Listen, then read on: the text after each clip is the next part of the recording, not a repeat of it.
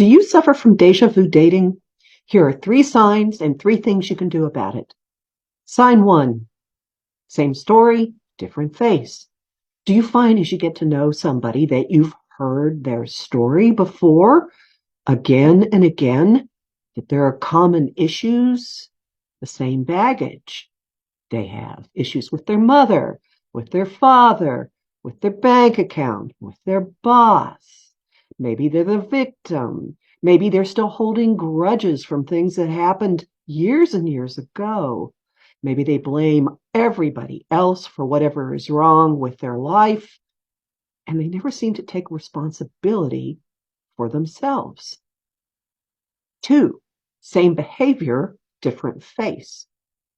Do you find yourself with people who engage in the same kinds of behaviors again and again and again, who are charming but unreliable, who don't deliver on what they promise, who have an ex that always seems to show up at convenient times, who make fun of you or belittle you or undervalue you or, heaven forbid, abuse you, in which case, what are you doing with them anyway?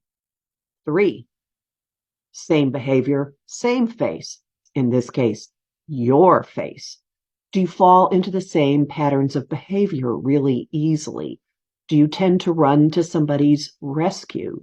Do you project off into the future after maybe the second date and start thinking about what it would be like to live together and maybe even, heaven forbid, plan a wedding like you're in high school or something?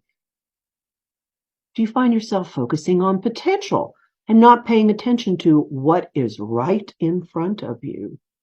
You may be experiencing deja vu dating, in which case, here are 3 things you can do. First, ask, show me another way to look at this. Send the question out, see what bubbles up later that day. Maybe it will take overnight. Maybe you'll hear something in a song. But see if you get some insight into the pattern and maybe what you're reminded of and maybe why you keep gravitating to the same sort of person. 2, ask, how does this benefit me? Do you get to be the rescuer? Do you get to be the martyr? Do you get to be the patient one? Do you get to be the one who looks good? Do you maybe, I don't know, get to avoid dealing with your own intimacy and availability issues?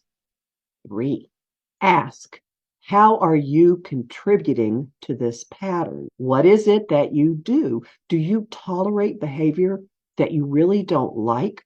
Do you make excuses for people? Do you overlook things and assume stuff's going to get better in the future?